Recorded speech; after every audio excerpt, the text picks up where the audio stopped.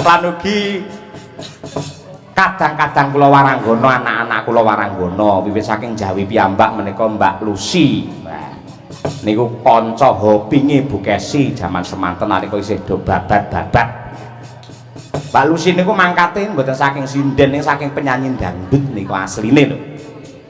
Penyanyi dangdut mboten sanggulan ning rambute diure ngoten.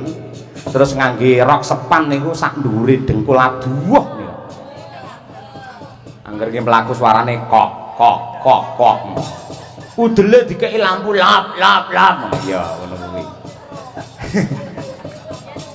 Ning nyatane bareng saya napa kuwi anut karo kadewasane saiki wis gelem apa kuwi jenis sanggulan malah dadi waranggana sing viral, waranggana sing kondange Lucy Brahman. Lah kuwi. Lucy apa? Lucy yen cara basa Kawi niku tegese cacing. Mula enten tembung Giri Lucy jalma tan kena kinira. Giri niku tegese gunung, Lucy niku cacing. Cacing sing munggah gununge Lucy ora. Tegese nadyanto mung sak cacing ning iso ngunggahi gunung murga ora kena kinaya ngapa aja nganti nyepelekke karo pepadane urip. Ya apik kuwi. Ya. Kalajengaken menika Mbak Lia Sundari meten saking Sragen. Nadyanto menika waranggana sampun senior yang dibanding kali sanes-sanesipun ning menika pancen duwe pangaribawa ingkang sangat luar biasa. Yen netra utawi mripatipun menika sampun menawi ngertos tabuhan kleru mak plorok ngoten langsung. Nggih sami kalian sing gender niki Mas Megik niki. Menawi ngerti sinden kleru nganggere kacamata diplotrokke ngoten niku wis tutik pun goyah pisan bingung deh. Padha karo Imam ngerti tabuhan kleru sinden kleru dhek malah kaya digudang aja le mula aja kerep-kerep le sesasi ping 6 le ngono le kadang kala sementing bakas waras kabeh ora lah iya terima kasih Mbak Lia. Kalajengaken menika Mbak Tri Hastuti Retnawati made in saking Ngawi. Luar biasa bareng kagem seragam anyar bayake anyar terus jari anyar jan pramantra-mantra sinden saking Ngawi prasasar kaya Luna Maya Luna Maya ingkang kecemplung wonten ing got. Lajeng Ibu Sukesi Rahayu sarjana seni magister seni dosen isi Surakarta jurusan pedalangan. Terus Mbak Dian Munasiroh sarjana seni magister seni aslinipun saking Pilang Kenceng Madiun. Nganjuk Pilang Kenceng meto ngantuk udele bodong. Ora gathuk. Ya ini rasa gathuk ora apa-apa, Truk. Ora. Pilang Kenceng. Kalajengaken menika Mbak Birgita Ayu sarjana seni made in saking Kediri. Menawi piyai mriki sampun napal wong sok mirsani wonten ing Sakti TV ya. Nggih ta, Pak? Sakti TV. Dene kang minangka pamungkasing Pasiban, bocale menik-menik nganti kaya benih atom. Ngerti karo ume dilirik terus dadane ditutup ngono kuwi. Nang. Jual mahal. Walah ndut. Ayo nggih. Mbak Nimas Ayu Winong Nawangsih aslinipun saking Laladan Tulungagung ingkang gayuh kawruh muding ilmu wonten ing kampus UNS Surakarta. Nyecep kawruh ya sok nyecep ya sok dicecep. Ayo dicecep kepinterane kuwi lho karo apa kuwi senior utawa juniore kuwi lho. Ayo iki ana pamundhut pepeling iki mayoritas iki akeh banget sing ngersake pepeling mumpung sowan ana Laladan Ponorogo. Nah, mriki niki kota 1000 pesantren. Ayo diaturake pepeling. Sing bawa kula nyuwun dhumateng Mas Joko, tapi Mas gentos panjenengan ingkang ngaturaken kunjuk dhumateng sedaya para pamirsa ingkang tasih keparewungan mapan wonten ing lapangan mriki. Alhamdulillah tasih lumayan kathah lho. Ayo. Biasane balimbukane wis tak lak sik. Ayo. Kari kursi ditumpuk karo wong nyapu ning mburi kelir karo ngomongi Pak Dalang ndang bar rene ndelok Pak. Nggih ngono. Lek teng Ponorogo tasih kathah matur nuwun Pak.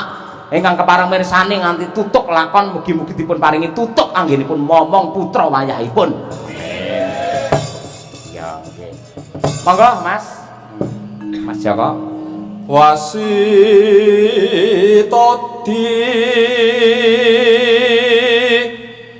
saking Prawinasis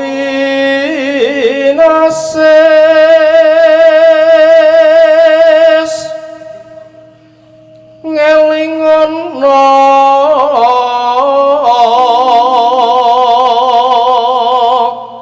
wong urip ning donya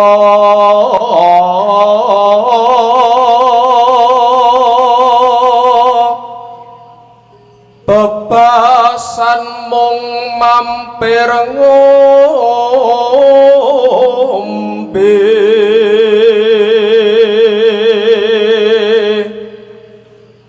salat kang 5 wektu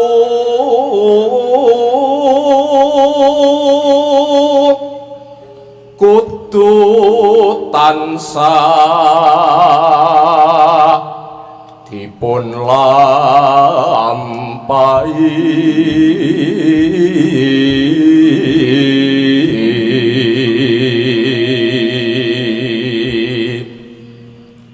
iku cagak agama pakartikang luhur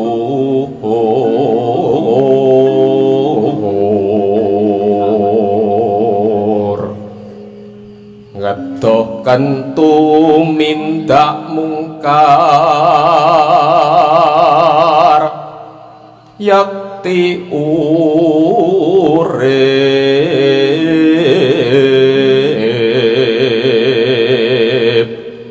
ayem tentrem lahir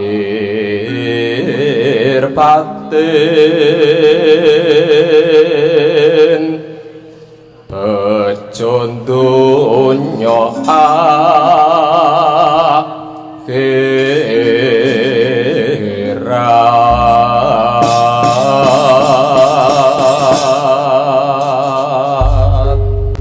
Matur sembah nuwun. Monggo kalajengaken pepiling karya Abdi Solo Ki Haji Anom Surata. Dados.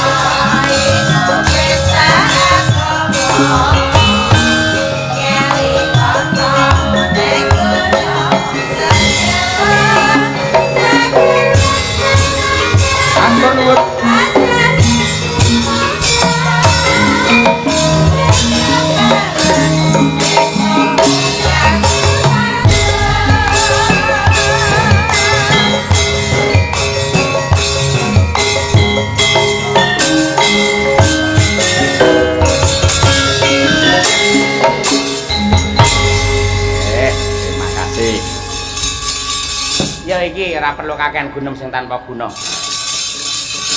Kembang rawe. Mbak Lucy. Tak golekne kanca ya, Mbak ya. Oh, siap. Mbak Retnowati. Alah, putriku tak goleki. Duh, Mbak Retnowati iki sapa? Ah, Mbak Tuti ta. Niku jangkepe lak Tri Hastuti Retnowati. Oh, alah, Retnowati tidak pernah mandi setiap hari tapi wangi. Nah iya. Ya. Mula jenenge kaprahe diceluk Tutik, metune titik. Nik. Nggih. Sakniki tambah aurane monyor. Mopior. Nah, nggih. Maju meneng to, Mbak? Oh, nggih. Malah jagongan. Lho, sakit kangene ya Mas Wira Pinanggih. Nggih. Jenengan kok apa wilendange nganti dawamen to, Mbak? Kok dawa Niki to? banget? Nggih. Nggih, niki napa niku? Kulodot nih. Non, Kulodot nih. ben pripun kok tak kira lek lengger ya arepe sampean iki. Lengger napa ledek?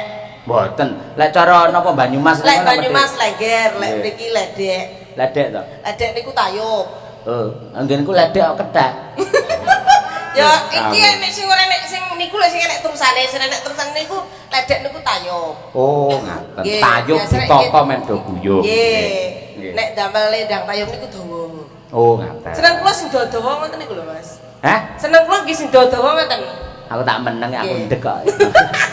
Soale tiyang lemu, ngoten maksudnya tiyang gede niku lek damel napa-napa kedah dawa, kedah gede. Ah, nggih. Ukurannya besar. Disesuaikan ya, Mbak ya. Wah, diatur ya. Niki estu lho, niki Mbak Tuti nih saya sesama wanita niki menilai yang sejatinya. Pripun? Semakin berumur, semakin merawat diri dan semakin aduh. Masa? Tenang, ayu banget. Ngeten iki lho. Iya lho. Lho. Pripun? Rekmane abang. Heeh. Sikile mulus. Heeh, terus? Ya mancung saiki irunge malah tiung ngono. Ah. Nah, ya harus seperti ini. Jadi wanita itu semakin berumur semakin merawat diri. Mbak Lucy, Dan- tak repangin kaya ngene Mbah Wir blas gak ngelirik lho. Sopo to Cahayu? Mbah Wir niku lho sing paling kula wedani niku ya gak ngelirik blas sih. Acuh tak peduli ngoten lho. Jane mudeng apa ora to Pak Yoyo? Jane ning atimu ki ana iri-irian karo Pak Rewi. Sapa jenenge? Mbah Wir. Oh, Mbah Wir. Sing Heeh. peti-peti ta? Kan gane anu to, meliriki kula to mleroki dadi dari pelerokan itu saya jadi terpesona gitu. Oh gitu. Sebenarnya itu ada sesuatu rasa yang der. Itu ada rasa. Koyoke ketoke cuek wong lanang iki. Heeh. Asline ya nek sing der ngono nek awakmu. Oh ngono kok, gregel-gregel ngene iki kok. Iya, tapi cuma enggak diutarakan. Iso. Ora percaya sandingan. Ah, Mbah Wir. Jan. Aku wis meneng lho arahe nang ndi to arepe jane. Gen saya suwe. Ha nggih. Aja iki anu wektune. Waktune pun gasi dan serat-serat. Senengane Aku ya suwe. seneng lho anggit. Disuwek-suwekne. Kembang rawe ya. Kembang rawe. Rawe nggih. Iki kula ketune riyen dumateng wau sing nyaosi tahu kanca-kanca. Sinten, Mbak? Mbak Siti niku kat sore niku goreng tahu niku kula titip ya Mbak nggih sinden-sinden. Wah, sampai Dirwangi Bensari goreng tahu. Alhamdulillah. Dikirim ning kanca-kanca. Terus kula kentone niki para pini sepuh sing tasik berkahi. Matur sembah nuwun. Nggih, nggih. Pokoke niki Mugi-mugi ade dados- oleh tim-timan go kecamatan karo Pokoke titip jenengan, Mbak, titip lah jenengan. wis langsung kebuka sih. Yang penting tak tenek dang wayangan Bu aku. Selak dijisi Pak Lurah isin Bu aku. Tigre hansip lho. Nggih. Napa? Lampun wau sesideman lho Pak De. Lho, tibaleni malih. Dek wau napa sare to Pak jenengan? Tapi pancen mriki niku sesideman kudu lagu wajib. Oh. Pokoke Mbah Sukuran Suwondo tapi wau pun nggih. Digantos nggih. Nggih. Diganti podang kuning. Oh, Nggih, siap. Podang kuning. Mboten napa kok repot-repot. Mboten napa-napa diganti purun mboten. Diganti purun apa mboten? Wis pun. Oh, nggih purun. Diparingi insyaallah mugi kathah rezekinipun nggih. Matur sembah nuwun jan niki maklare suntike pinter nang kene. Sujud 50.000 muga-muga tak dongakne ke rezekine ndang munggah kaji. Nggih, amin. Sing nyawer 100.000 tak dongakne ke garwane. Lho. Ya malah bingung to, Mbak. Nah, piye Malah tak? bingung lho, ora kepenak lho. Lha donga apik lho ning alam donya luwih akeh wong wedoke lho karo wong lanang jarene ngono. Masa? Bener. Iya. Sing diaturke podang kuning isih apa piye? Lali ndak? Niku Kembang rawe. Kembang rawe. Oh iya. Kembang rawe. Mbak Rawe bablas sedang. Nggih boten Kan apa-apa. sakniki ahli podang kuning kan Birgita. Oh iya siap. Ayo gubuk asmara no genan. Hah? Sembarang wis. Nggih. Maka diaturake rumiyin Kembang Rawe, Mbak Tuti kali Mbak Lucy. Oke, yo.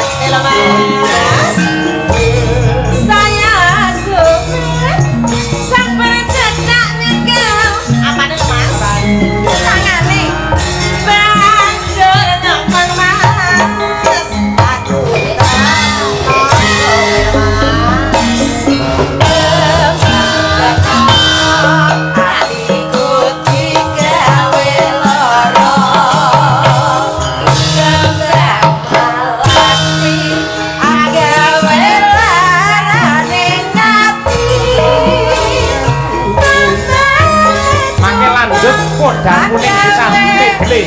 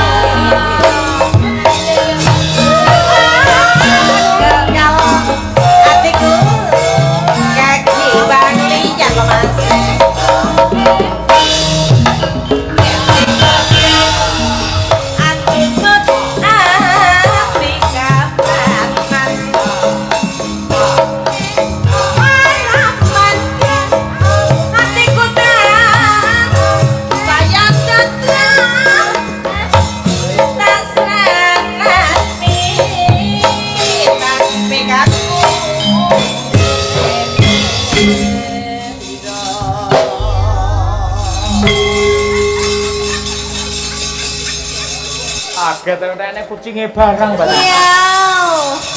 Nggih, terima kasih Mbak Lucy. Baik, sing penting tetap sehat, panjang yuswa, bahagia Mbak Lucy. Amin amin.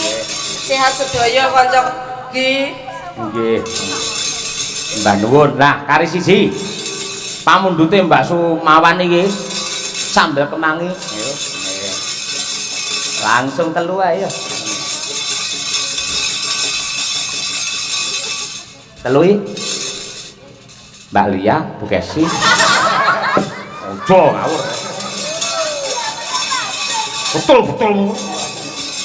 Lho, jiro lu. Pas.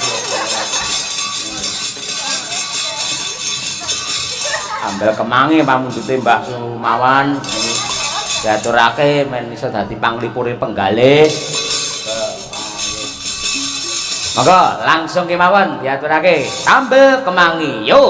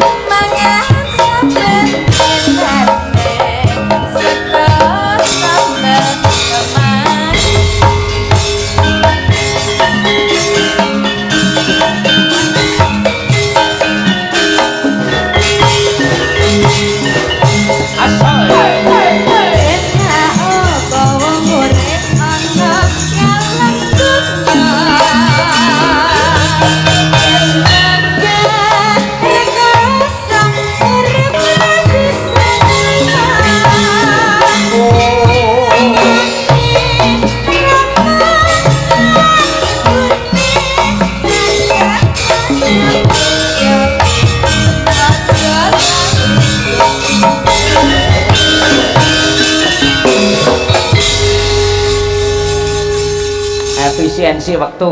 Ya. Pandhawa kumpul iki dawa ya, Tru. Iya to, heeh. Tur iki ya dipundhut karo panitia, ya ana dongane ngapa kok lakone Pandhawa kumpul muga-muga warga masyarakat ing Purwosari bisa kumpul manunggal tetunggalan guyub rukun samasinamadan gotong royong satemah bisa mimbui marang kasantosane desa Purwosari. Amin ya rabbal alamin. Ya mbacutne gelar crita tak derekake.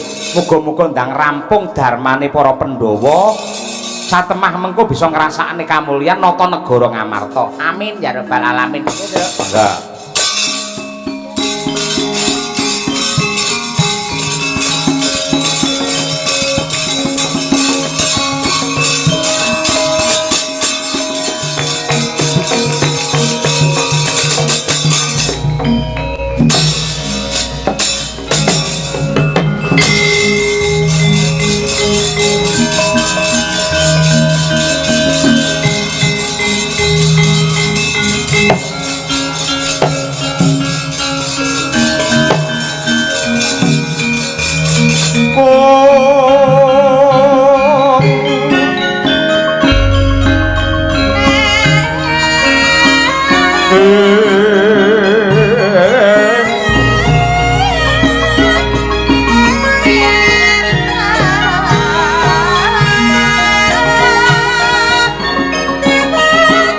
manuk yoyo ngomong ambar aruming kusuma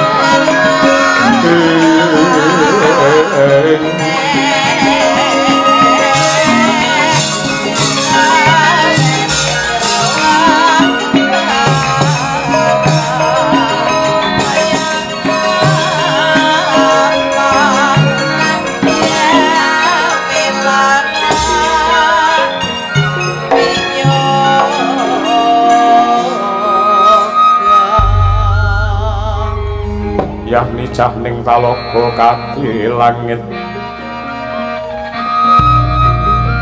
mambang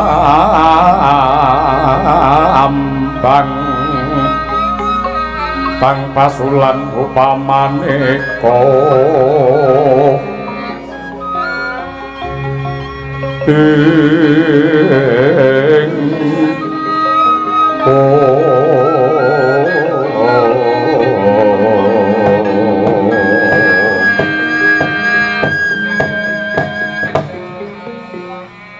Sarawa Paduka Kakang Utara wonten ing Taman Sari Negari Wirata kula ingkang rayipun utari ngaturaken sembah pangabekti mawan tuwa kunjuk Kakang. Ya adiku wong ayu utari wis ndak tampa gawe bombonge rasa ora liwat pangestu kumara gage tampanana.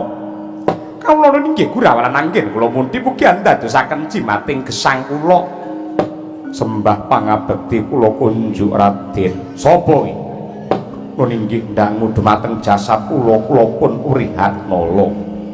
Wrihatnala inggih. Kowe kewajibmu ana Taman Sari kene ngopo? Ninggih gegladi babakan olah swara sarta magepokan kalian joget utawi ambeksa. Oh ngono. Inggih. Ya, diprayogane anggen mlungguh Wrihatnala. Matur nuwun pangraos boten kirang sekeca anggen kula ngabiyantara. Katon semengko pengamak Bajra Sigra kang mawa gita moka menawi mboten gendong wigati kalilan kula cumadong dawuh Kakang Utara. Yayi. Semune Ripalungguhan iki negara Wirata nembe nampa pacoban lan pendadaran saka Hyang Agung ingkang tumpuk matumpa-tumpa. Buktine sak sedane Paman Kincaka rupa Kinca Paman Rajamala jebul kahanan iki urung bisa sirep ketitik. Ripalungguhan iki negara Wirata dirampit mungsuh saka ngarep ya kuwi Wadyabala saka Trigarta ingkang dipandhegani dening Prabu Susarma sing nyatane nganti Ripalungguhan iki semuni sih edan kepayang kelawan jeneng Sira Yayi Utari. Ewadene ingkang krampit saka mburi ya kuwi Wadyabala Ngastina dipandhegani karo Duryudana pribadi. Lah pun Kakang nampa dawuh saka Kanjeng Dewaji supaya nganti Siadi lunga saka ing Taman Sari aja nganti upamane negara Wirata iki mengko bedah Siadi aja nganti dadi putri boyongan. Mula Kang mangkon ayo tata-tata ndak kanthi lunga saka ing Kedaton. Nuwun sewu Kakang Mas menawa dipun keparengaken ingkang rayu badhe nderek sumelatur kepiye Yayi. Nyuwun pangapunten. Nadyan to kula menika sipating pamestri lan saged jiwa kula menika jiwa satriya. Pramila saking menika ing atasipun para-para sentana praja sami magun suraning driya. Kanjeng Rama ugi mekaten toh jiwa raga wonten madyaning pabaratan. Lah kok kula kaliyan jengandika enak kapiyenak mung golek slamet golek mulya tanpa rekoso. Penggaing kula kok kirang trep kirang pas menika Kakang Mas. Menawi saking pamanggih kula langkung prayogi kula lebur tumpur tanpa dadi tinimbang ngucireng pupuh. Negaring sampun bedah samangke parandene kula kedah ngraosaken kamulyan pados panggesanging kados mekaten.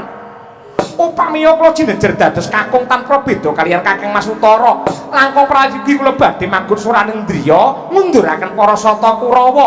Upami kedah pejah ning netepi dhumateng jiwa kusuma bangsa Kakang Mas. Sorote pandam sumuluk amat hangi jroning pasarean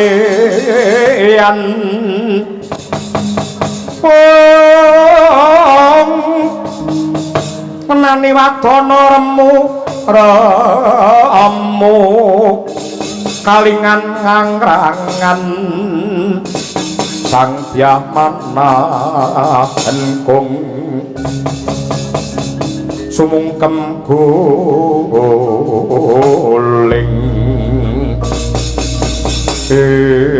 balakala ya jagat ya dewa ya bathara yen tak rasa kaya bener kang dadi aturmu tari tegese lamun topon kakang enak kapenak tegese mringkus ora netepi marang jiwa satriya yektine pun kakang uga kepengin madheg senopati mergo durung ana senopati kang ngundurake wadyabala saka Ngastina sing rampit saka mburi pun kakang kepengin nitih Kyai Garuda Yaksa ning upamane aku nitih kreta Garuda Yaksa sapa sing dadi kusire kula sagah dados kusiripun Raden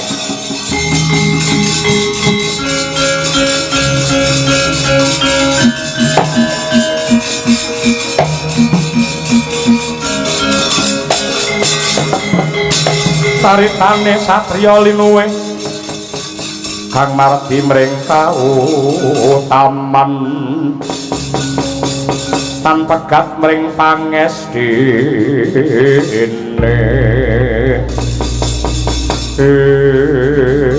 blangap-blangap paton ngucap kaya wong lindur kowe Wriyanala kowe mak clemong muni saguh dadi kusir karepmu piye nuwun pangapunten Raden Utara saderengipun kula suwita wonten negari Wirata rumiyin kula menika abdi ing kasatriyan Madukara abdinipun Raden Arjuna kula kadhapuk dados kusir kusire putuku Janaka inggih saderengipun sesukan Dandu kosek kowe mbiyen kusir plesir apa kusir perang mun inggih kusir perang yen ngono kowe wani ngendhaleni rata Garuda Yaksa sing gedhene petang kreta lumrah inggih nyuwun pangestu badhe kula cobi bagus yen pancen kaya mangkono siaga ing diri sawega ing gati Yayu Tari gandeng wis gembleng lan kenceng ciptamu ngrungkepi marang bumi pertiwi pun kakang mundhut pamit duga-duga digawa ati-ati aja nganti keri sembah kula ing miring jenggar paduka Kakang Utara yo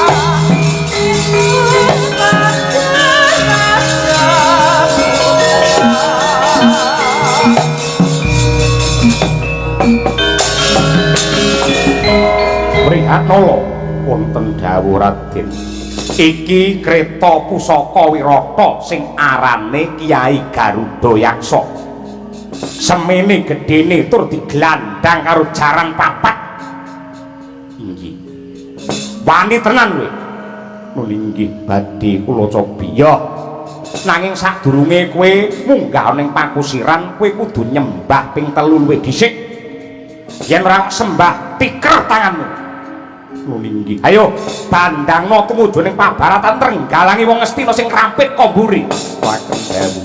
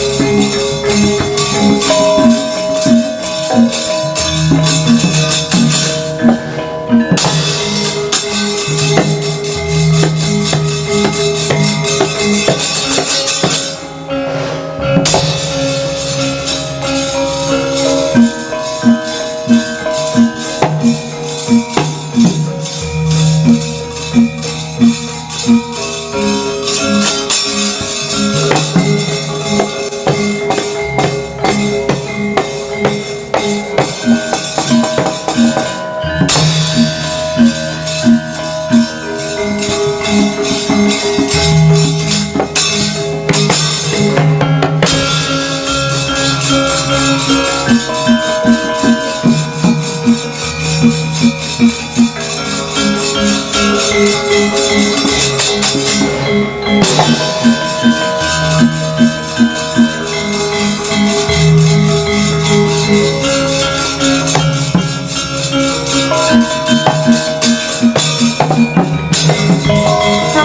padha waran ben becik besok mendemo Paris wong Paris prayitna